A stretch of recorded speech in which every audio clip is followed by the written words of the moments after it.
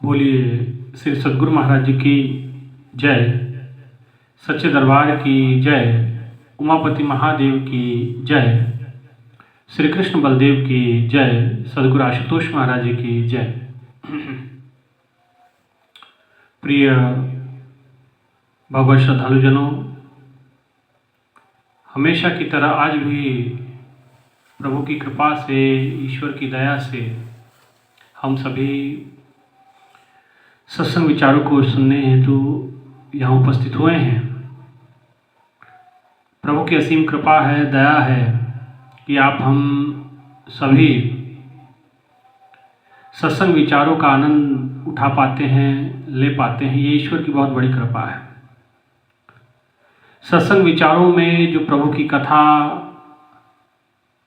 कोई पौराणिक प्रसंग या कथा का कोई भी प्रसंग आपके समक्ष सुनाया जाता है तो केवल कथा को एज इट इज ऐसे ही नहीं सुनाया जाता। इस कथा का, कोई भी कथा जब हम सुनाते हैं तो उसके पीछे आध्यात्मिकता क्या है, उसके पीछे प्रभु समझाना क्या चाहते हैं, उससे हमारे जीवन में क्या लाभ होने वाला है, ये तमाम बिंदुओं पे हम चर्चा करते हैं।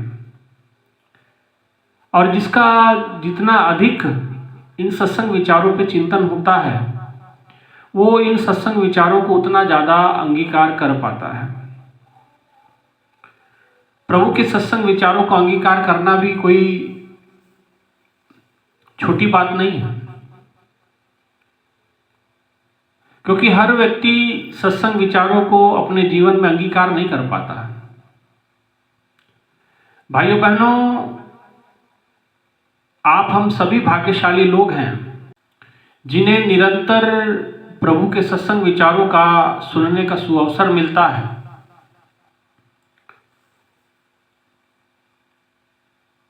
इन प्रसंगों को सुन के, सत्संग विचारों को सुन के निश्चित ही हम अपने जीवन में सौभाग्य को प्राप्त करते हैं। परंतु बहुत लोगों से मिलने के बाद ये बात पता चलती है कि सत्संग तो बहुत सारे लोग सुनते हैं, परंतु चिंतन बहुत कम लोग कर पाते हैं। और जितने लोग चिंतन करते हैं उसमें से बहुत कम लोग अपने जीवन पे इन विचारों को लागू कर पाते हैं। कहाँ कमी है, इस पे विचार करना जरूरी है। क्यों ये सत्संग विचारों का लाभ हम अपने जीवन में ना उठा पा रहे? हम अपने इन सत्संग विचारों का लाभ अपने जीवन में कैसे उठा पाएं? तो इसके लिए हमारा आध्यात्मिक चिंतन होना बड़ा जरूरी है। हमें आध्यात्मिक रूप से तत्पर होना बड़ा जरूरी है। हमें अपने जीवन के प्रति जागरूक रहने की नितांत आवश्यकता पड़ती है। हम अपने जीवन के परम लक्ष्य के प्रति सचेत रहने की आवश्यकता है हमें। और जो व्यक्ति अपने परम लक्ष्य के प्रति सचेत नहीं होता है वही सत्संग विचारों को दुर्लक्ष्य करता है, सत्संग विचारों पे चिंतन नहीं कर पाता। हमारे पुराण, हमारे धार्मिक ग्रंथ, हमारे जितने भी, चाहे उपनिषद है, वेद हैं, श्रुति पुराण, ये जितना कुछ भी हमारे महापुरुषों ने हमारे लिए धार्मिक धरोहर के रूप में छोड़ के गए हैं, इसमें बहुत बड़े बड़े आध्यात्मिक रहस्य छुपे हुए हैं। परंतु हम उस गहराई को न जान पाते हैं। हमारा संबंध कथा से हो जाता है। इसीलिए कबीरदास जी को ये कहना पड़ा। कबीरदास जी कहते कि जानी जानी रे राजा राम की कहानी। कबीरदास जी महाराज कहते हैं कि राजा राम की कहानी सारी दुनिया को कंठस्थ है, लेकिन राजा राम के कहानी में जो आध्यात्मिक महत्व है, जो आध्यात्मिक तथ्य है, जो आध्यात्मिक विवेचना है, या जो वो सार समझाना चाहते हैं और जिस सार को लेकर के वो धरती धरा पे अपनी तमाम लीलाओं को किए, वो सार आज दुनिया नहीं जान पाई। इसलिए कबीरदास जी ने कहा कहानी से परिचय तो सबका हो गया कि राजा राम जी जन्म लिए, माँ दशरथ प्रभु जन्म लेते दशरथ कौशल्या माता के घर में, बड़े होते हैं, वनवास मिलता है, राज्याभिषेक होने लगता है, वनवास मिल जाता है, फिर माता सीता का हरण होता है, सुग्रीव का हनुमान का मिलन होता है, सबरी का मिलन होता है, केवट जी मिलते हैं, रावण वध होता है, वापस आते हैं, राज्याभिषेक होता है, माता सीता को वनवास मिलता है। तो ये तमाम कहानियां तो हमें पता है। कबीरदास जी ने कहा कहानियों से परिचय सबका है, जानी जानी रे राजा राम की कहानी, लेकिन उसका सार तत्व किसने जाना। कबीरदास जी आगे कहते हैं कि जानी जानी रे राजा राम की कहानी, अंतर ज्योत राम प्रकाशा, गुरुमुख बिरले जानी। ये कोई बिरला व्यक्ति ही जान पाता है। अंतर ज्योत राम प्रकाशा, जो आंतरिक ज्योत वो प्रकाश राम प्रकाशा, जो प्रभु श्री राम का वास्तविक रूप है, वो परम प्रकाश रूप दिन राती, नहीं कछु चाहिए दिया घृतवाती, वो परम प्रकाश का रूप, वो कोई गुरुमुख बिरले जाने, वो कोई बिरले व्यक्ति ने जाना। इसलिए कहानियों से तो हमारा संबंध हो जाता है, कहानियां बड़ी अच्छी लगती हैं। कई लोग कहानियां सुनते सुनते भाव विभोर हो जाते हैं, कई सुनाते सुनाते भाव विभोर हो जाते हैं। कई उसकी प्रभु की कहानियां कुछ इस प्रकार से, कथा ही कुछ इस प्रकार से है, क्यों भाव विभोर कर देने वाली कथा है। लेकिन केवल भाव विभोर होने से भी काम नहीं चलेगा, समाज में उसका लाभ नहीं हो पाएगा। जब तक उस कथा को, जब तक हम अपने जीवन में अंगीकार नहीं कर पाते, जब तक उस कथा के मर्म को हम नहीं जानते, जब तक उस प्रसंग की वास्तविकता हमारे सामने आ नहीं जाती और उसको वास्तविक रूपेण हम अपने जीवन पे धारण नहीं कर पाते, तब तक प्रभु की कथा का लाभ नहीं हो पाता। इसलिए आवश्यकता है कि उनकी जो कथा प्रसंग है, सत्संग विचारों में बहुत से प्रसंगों को आपके सामने रखा जाता है, कथा के माध्यम से भी, सत्संग विचारों के माध्यम से भी, लेकिन उस प्रसंग की प्रासंगिकता, हम कहानी को एज इट इज सुन लेते हैं और वहीं छोड़ देते हैं, बड़ा मजा आया, बड़ा आनंद आया, लेकिन उसकी जो प्रासंगिकता थी, वो उसके जो तथ्य थे, आध्यात्मिकता थी, वो कहीं लुप्त हो जाते हैं। इसलिए गुरु महाराज जी हमेशा अध्यात्म की जो तथ्य है, कथा के जो रहस्य है, उस पर बड़ा महाराज जी फोकस करते थे। महाराज जी कहते थे कि ये चीजें जरूर बोलनी है, ये जरूर बताना है। महाराज टिक मार्क करवाते थे, डायरी में लिखवाते थे कि गुरु महाराज जी कहते थे ये चीजें बोला करो आप सत्संग में, केवल कहानियों तक सीमित ना रहो। केवल कहानी राम जी की सुना दी, कृष्ण जी की सुना दिया, लोगों को भाव विभोर कर दिया, केवल यहीं तक सीमित नहीं रहना है। कथा की आध्यात्मिकता, उसमें क्या रहस्य छुपा हुआ है, क्या ज्ञान है, जिससे आपको आध्यात्मिक लाभ आप उस कथा से कैसे प्राप्त कर सकते हैं, ये तमाम चीजों की जानकारी, तमाम चीजों को गुरु महाराज जी पॉइंट वाइज लिखवाते थे कि ये बातें बोलनी है, ये इस तरीके से ये बात रखनी है। क्यों करते थे? क्योंकि गुरु महाराज जानते थे, क्योंकि हमें कहानियों में हमारा मन लग जाता है, लेकिन उसके तथ्य को हम जान नहीं पाते हैं। जब संत जीवन में आते हैं, सतगुरु जीवन में आते हैं, वो कथा के साथ साथ उसकी जो मर्म स्पर्शी और उसका जो सार तत्व है, जो हमारे हृदय के भीतर छुपा हुआ है, उस सार को प्रकट करना उनका एकमात्र मकसद होता है। प्रभु श्री राम की कथा सुनाने के पीछे बहुत विद्वता आ जाए इसलिए प्रभु की कथा नहीं है। प्रभु की कथा बड़ी मनोरम है, बड़ी सुंदर है, सुनने वाला भी पुण्यवान हो जाता है, सुनाने वाला भी पुण्यवान हो जाता है, सुनाने वाला भी पवित्र हो जाता है और सुनने वाला भी पवित्र हो जाता है। प्रभु की कथा ऐसी है, जो कोई भी उसका गुणगान करे, उसके मुख से वो अच्छी ही लगेगी। प्रभु की महिमा ही कुछ इस प्रकार से। गोस्वामी तुलसीदास जी रामचरितमानस में कहीं दर्ज करते हैं, वो कहते हैं कि प्रभु की जो कथा है जैसे बालक की तोतली बानी भी है।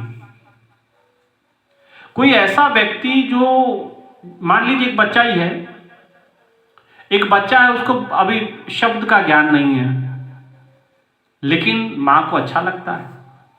जिसके अंक में वो बच्चा है, जिस माता पिता का वो बच्चा है, आप देखेंगे कि छोटे बच्चों को अभी जो कुछ दिन के होते हैं, कुछ महीनों के होते हैं, तो माँ नहीं बोल पाते तो आ करते हैं, तो माँ को वही आ ही अच्छा लगने लग जाता है। और कुछ माँ को, पापा को पा बोल देते हैं, पिताजी को पिता बोल नहीं पाते तो प प प प कर देता बच्चा। पिता को उसी में बड़ी प्रसन्नता हो जाती है। तो भगवान को भी प्रसन्नता होती है। वो किसी भी मुख से प्रभु की कथा का अगर व्याख्या होता है, गुणगान अगर कोई व्यक्ति गाता है प्रभु का, तो वो ऐसी जैसे एक बच्चा अपनी तोतली बानी से माँ बोलने का प्रयास कर रहा है या पिता बोलने का प्रयास कर रहा है, तो माता पिता को जैसे उसकी तुतली बानी भी, टूटे हुए शब्द भी, अधूरे शब्द भी बड़े भाव से भरे हुए लगते हैं, हृदय को छूते हैं, मर्म स्पर्श करते हैं। इसी प्रकार से जब हम प्रभु की कथा करते हैं तो प्रभु की जो कथा होती है वो बड़ी मर्मस्पर्शी होती है, प्रभु को प्रसन्न करती है। प्रभु प्रसन्न होते हैं कोई व्यक्ति उनकी कथा करता है तो, क्योंकि कथा में स्वयं भगवान भी होते हैं, ऐसा कहा जाता है। इसलिए, लेकिन भाइयों बहनों, केवल हम अब वही बच्चा छोटा रहे तो बहुत अच्छा लगता है, माँ माँ बोलता, आ बोलता है, लेकिन बड़ा होके वो भी माँ करता रहे तो आपको अच्छा नहीं लगेगा, माँ को भी अच्छा नहीं लगेगा कि भाई ये बोल नहीं पा रहा है ना। क्यों? अब क्यों फर्क पड़ गया? फर्क है, अब उसकी बुद्धि का विकास होना चाहिए था, लेकिन नहीं हो पाया। शब्दों का ज्ञान बढ़ना चाहिए था, नहीं बढ़ पाया। इसीलिए तो माता पिता को दुख भी होता है कि भाई मेरी संतान बोल नहीं पा रही। तो भाइयों बहनों, गुरु महाराज जी भी चाहते हैं केवल कथा कहानियां तक हमारे संतानें ना रहे, कथा के आगे उनकी मर्म स्पर्शी सार तत्व जो उन कथाओं का है वो भी जाने, वो भी समझे। हमारे पुराण, हमारे ग्रंथ, हमारे वेद शास्त्र तमाम प्रकार के प्रसंगों से भरे पड़े हैं, और ऐसी कोई चौपाई नहीं है, ऐसा कोई दोहा नहीं है, ऐसा कोई छंद या किसी प्रकार का वेदों का श्लोक नहीं है जिसमें कुछ ना कुछ छुपा ना हो और जिससे मानव जाति का कल्याण छुपा ना हो। परंतु हम जानेंगे तब, अन्यथा तो काला कहते हैं कि नहीं, लोगों ने कहा कि नहीं, लोकयुक्ति कही जाती है कि नहीं, काला अक्षर भैंस बराबर। अगर नहीं जानते तो फिर काला अक्षर भैंस बराबर हो जाता है। तो केवल कहानियां तक हम सीमित ना रहे, हम उनके सार तत्वों को भी समझें। बहुत सारे प्रसंग आते हैं हमारे पुराणों में आते हैं, भागवत महापुराण में आता है। भागवत महापुराण को अगर आप पढ़ोगे तो अभी देखिए, अभी ये भागवत पुराण का भी एक चर्चा है, क्योंकि भागवत कथा बहुत जगह की जाती है, बहुत इसका वाचन गायन होता है, बहुत सारे भागवत प्रवचनकार हैं, व्याख्याकार हैं, कथाकार हैं, वो अपने तरीके से भागवत कथा को करते हैं। जितनी प्रभु ने जिसको सामर्थ्य क्षमता दी है उस हिसाब से वो करता है। लेकिन केवल भागवत कथा की कहानियां समझ लेना तो आप उस भागवत कथा के मर्म को नहीं जान पाएंगे। पहले प्रसंग को समझिए कि कौन कहां क्या कह रहा है। भागवत कथा कहने वाले सुखदेव मुनि जी, सुनने वाले राजा परीक्षित जी। कथा सुनने वाले और सुनाने वाले, अब ये दोनों चीजें हैं। अब देखिए, एक ही चीज मैं लेता हूं, फिर उसको और करेंगे, उसको भी और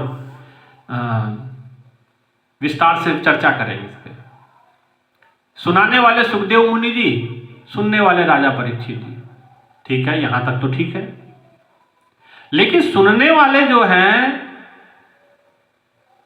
उसकी खासियत क्या है?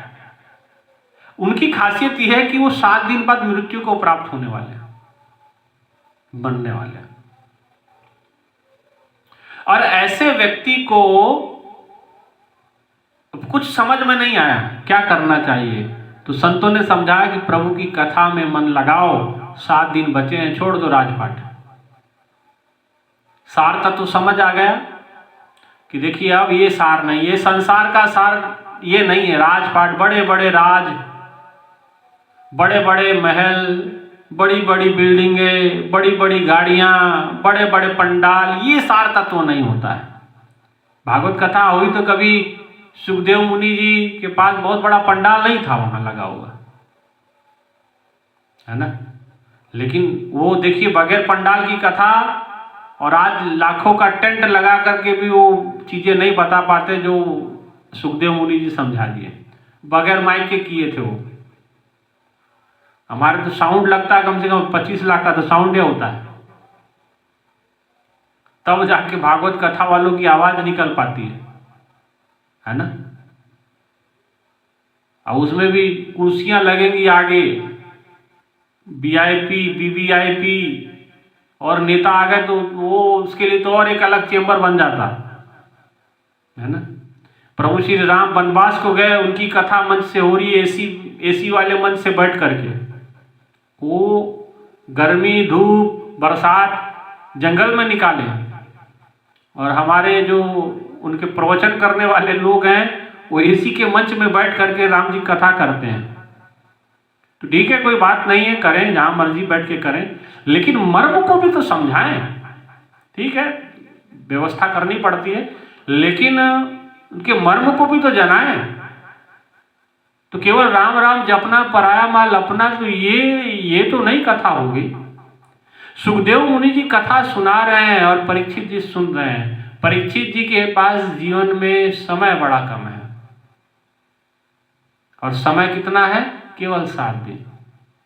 और व्यक्ति के पास 7 दिन है, तो 7 दिन में कथा कौन सी सुनाई जा रही है? भागवत महापुराण की कथा सुनाई जा रही है। तो बहुत सारे प्रसंग उसमें सुनाए जाते हैं।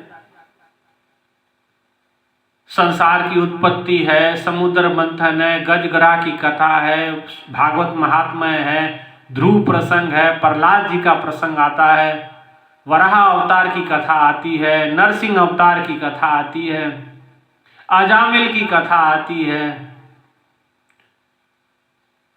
और गोकर्ण की कथा आती है, कन्हैया जी की कथा आती है, राम जी के जीवन की चर्चा उसके अंदर आती है, तमाम राजा हरिश्चंद्र की कथा आती है। तो बहुत सारे महापुरुषों की कथा उसके अंदर है। पुराण पूरा भरा पड़ा है कथाओं से। और महापुरुषों केवल कथाएं नहीं, उनके जीवन के जो कहते हैं कि इस पीढ़ी के बाद कौन राजा बने, राजा के आगे कौन राजा बने, वो सारी डिटेलिंग भी उसके अंदर है। तो केवल वो जानने से काम नहीं बनेगा ना, सार नहीं पकड़ में आएगा। आप जानिए कि भगवान सुखदेव जी कथा सुना रहे हैं, और परीक्षित जी कथा सुन रहे हैं, जो 7 दिन बाद मृत्यु हो जाएगी। श्राप उनको इस प्रकार से कुछ मिल गया।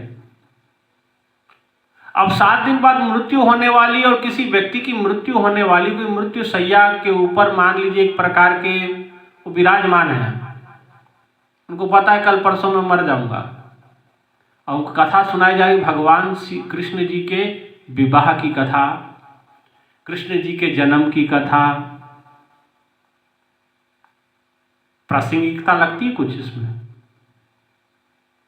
कोई व्यक्ति मरने वाला हो और उसके पास जाकर के आप कहानियां सुनाए कि भाई फलाने व्यक्ति की शादी हुई, उसमें बढ़िया से बाजा गाजा बज रहा था, खूब मजा आया, खूब आनंद आया, और जो मरने वाला वो क्या कहेगा? भाई यार तुम मजा वजा तो तुम ही लो, हमारा तो मजा हो ही गया पूरा, है ना।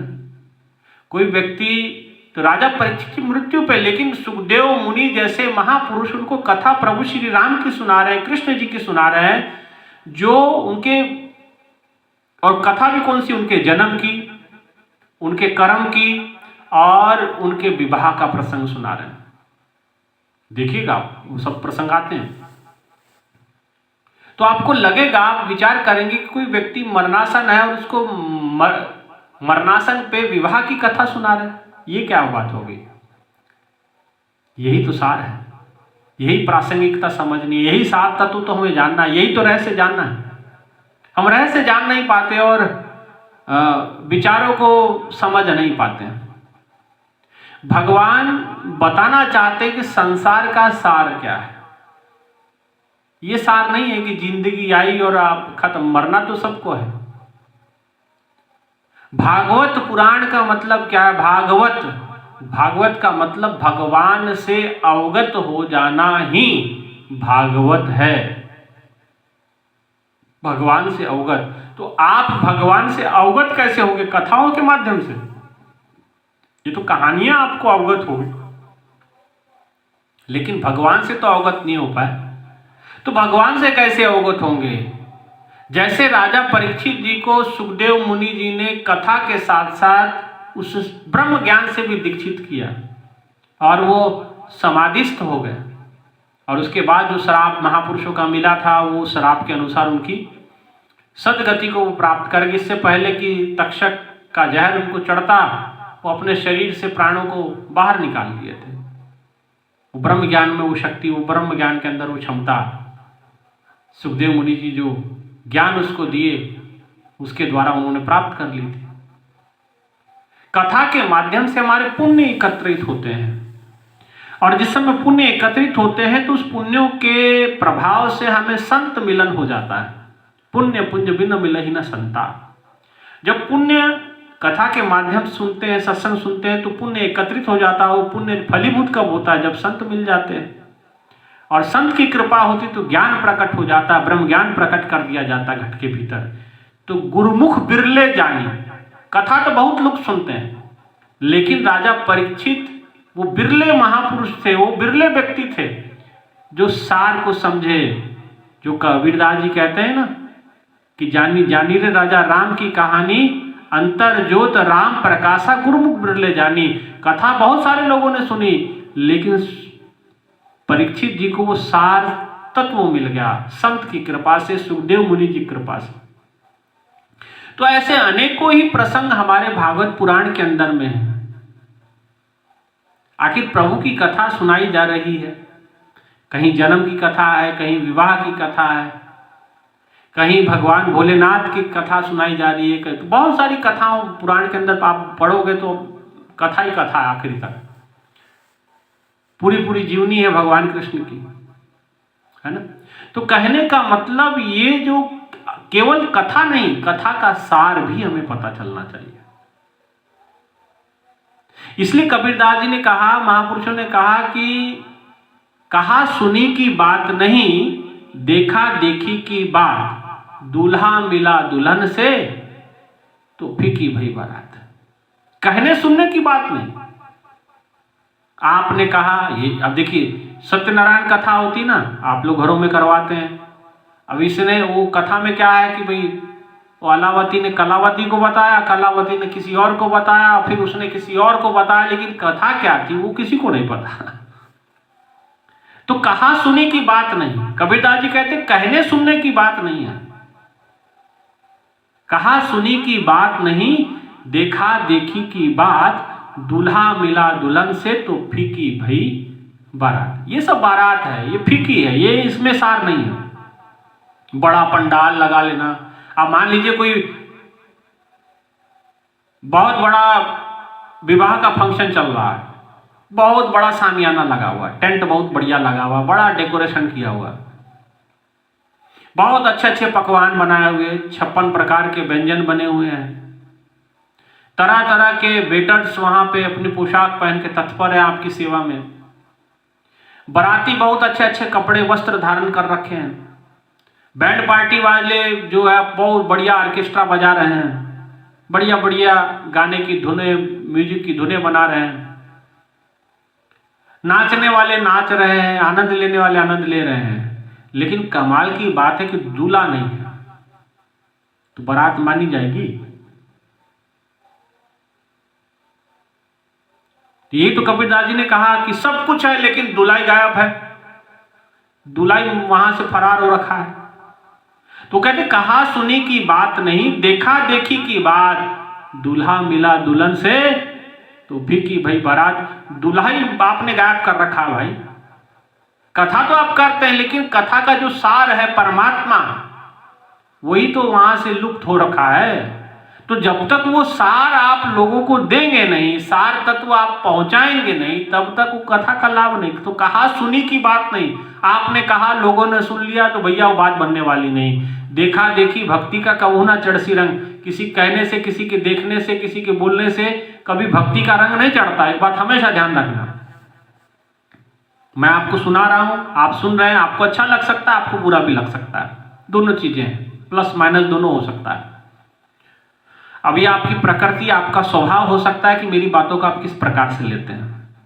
पॉजिटिव से भी ले सकते हैं, नेगेटिव से भी ले सकते हैं। आपके अंदर पॉजिटिविटी है तो आप सकारात्मक तरीके से इन बातों को समझेंगे, नकारात्मकता है तो इन्हीं बातों में आप उलझ भी सकते हैं या कुछ नकारात्मक विचार भी इसमें से निकाल सकते हैं। हो सकता है, दोनों चीजें हो सकती है, सत्य बात है। लेकिन किसी कहने से, किसी सुनने से भक्ति का रंग नहीं चढ़ता। कहा सुनी की बात नहीं, परमात्मा के लिए कहा सुनने की बात नहीं, देखा देखी की बात। कथा सुनाई और कथा सुनाने के बाद जिसकी कथा सुनाई, कथा के माध्यम से आपने क्या किया, भक्तों के अंदर, कथा सुनने वालों के अंदर, श्रद्धालुओं के अंदर प्रभु के प्रति असीम श्रद्धा पैदा कर दी आपने। ये है कथा का करने वाले का कार्य। कथा के माध्यम से कथा सुनने वालों में असीम परमात्मा के प्रति तड़प पैदा हो जाए। तड़प पैदा कर दिया आपने, लेकिन उस तड़प ने अब क्या करना चाहिए। मान लीजिए आपने मिठाई की चर्चा की, मीठा बड़ा अच्छा, गुलाब जामुन बड़ा अच्छा होता है, मुंह में रखते बराबर पानी बन जाता। तो आपने चर्चा तो बड़ी जबरदस्त कर दी, अब मैं मिठाई खिलाओ भी। अब मिठाई खिलाने की बारी है। लोग कहेंगे भाई यार रसगुल्ले की मिठाई की बात ही करते रहोगे कि मिठाई खिलाओगे भी। यही बात है। कथा आपने सुन ली, सुना ली, कथा आप बहुत अच्छी सुनाए, बहुत बढ़िया, हर एक के मुख से एक प्रसंग लोग सुनाते हैं। बहुत, मैं तो सुन करके हैरान हो जाता हूँ, ऐसे ऐसे विचार लोग सत्संग विचारों में कथा के अंदर सुना देते हैं। लेकिन सुना दिया आपने, अब आगे तड़प पैदा कर दिया आपने, लेकिन आगे, अब आगे वो मिठाई भी तो खिलानी है। आपने परमात्मा के प्रति तड़प पैदा कर दी लोगों के अंदर, और कथा के माध्यम से होना यही चाहिए। कथा के माध्यम से आपने प्रभु के प्रति प्यास लोगों के अंदर जागृत कर दी। अब केवल प्यास तक सीमित नहीं, जागृति तक सीमित नहीं, अब उस जागृति को पूर्ण रूप देना है। अब उस जागृति को प्राप्ति का रूप देना है। केवल ईश्वर की कथा नहीं, ईश्वर की चर्चा नहीं, अब देखा देखी की बात, अब ईश्वर से मिला देना है। ये भी कथावाचकों का, कथा करने वालों का कार्य होता है। केवल कथा कर देना काम नहीं है, ये काम खत्म नहीं हुआ। ऐसा करोगे तो वो पूर्ण कथा नहीं मानी जाएगी। जिनके अंदर आपने प्रभु के प्रति तड़प पैदा की है, अब प्रभु से मिलाइए भी उनको। कहा सुनी की बात नहीं, देखा देखी की बात, दूल्हा मिला दुल्हन से तो फीकी भई बारात। वो कहते हैं परमात्मा से आप मिल लिए, जिसकी कथा सुन रहे थे उसका दर्शन आप प्राप्त कर लिए, तो बारात फीकी। जैसे दूल्हा दुल्हन की शादी हो गई तो कौन बारात को पूछ रहा, कौन बारात को देख रहा। बारात जाए खड्डे में, लोगों को कोई मतलब नहीं होता। दूल्हा दुल्हन की शादी हो गई, बात खत्म। जिस काम के लिए कथा की गई, यह अरेंजमेंट, जैसे शादी का अरेंजमेंट करते हैं आप लोग, बड़ा टेंट हेन देन जो भी मैंने बताया आपको, बहुत कुछ लगाते हैं। क्यों लगाते हैं? शादिया के लिए लगाते हैं, शादी के लिए लगाते हैं। शादी हो गई, अब टेंट को कौन देख रहा है? अब टेंट का क्या मतलब, दूसरे दिन आएगा टेंट वाला, टेंट उखाड़ के ले जाएगा अपना। दूल्हा मिला दुल्हन से फीकी भई बारात। बोले भैया अपने अपने खाना पीना खाओ, अपने अपने घर जाओ, जिस काम के लिए आप जमे थे वो काम हो गया। तो यही कथा का पीछे यही मतलब, भगवान से अवगत। तो भगवान की कथा से अवगत हो जाना एक अलग बात, और भगवान से अवगत हो जाना एक अलग विषय है। तो कथा के साथ साथ ईश्वर से अवगत हो जाना, एक होता नो अबाउट गॉड, एक होता टू नो गॉड। एक भगवान के बारे में जानना होता है, एक भगवान को जानना होता है। तो आप भगवान के बारे में तो जान गए, अब भगवान को जानने की आवश्यकता है। तो संत जो होते हैं वो भगवान से मिला देते हैं, भगवान से जोड़ देते हैं, भगवान को दिखा देते हैं, तो संसार रूपी ये माया जाल फीका हो जाता है। दूल्हा मिला दुल्हन से, आत्मा अंदर बैठी है, परमात्मा के प्रति तड़प कथा के माध्यम से आपने पैदा कर दी। अब आत्मा परमात्मा का मिलन हो गया, संत के माध्यम से, सतगुरु के माध्यम से वो ज्ञान प्रकट हो गया, ब्रह्म ज्ञान मिल गया। आंतरिक जगत में गुरुमुख अंतर ज्योत राम प्रकाशा, अंतर में वो ज्योत प्रकट हो गई, राम प्रकाश रूप में प्रकट हो गए। गुरुमुख बिरले जानी, वो बिरले भक्त कोई होते हैं जिनको गुरु की कृपा प्राप्त होती है और जो अंतःकरण में उस परम प्रकाश का, उस आत्मा का परमात्मा के साथ मिलन कर जाते हैं। इसलिए भाइयों बहनों, केवल कथा सुनने तक सीमित नहीं, कथा के सार को समझना जरूरी है ना। नहीं तो टेंट बहुत बढ़िया, बाजा बहुत बढ़िया, दूल्हा नहीं है उसमें, तो बारात किस काम की होगी, है ना। दूल्हे बिना बारात कहो किस काम की। तो इसलिए तो महापुरुषों ने तो यहाँ तक कहा, जल जाए ऐसा सत्संग जहां ना चर्चा नाम की, दूल्हे बिना बारात कहो किस काम की। बारात में दूल्हा ही नहीं तो बारात को कौन क्या मानेगा, है ना।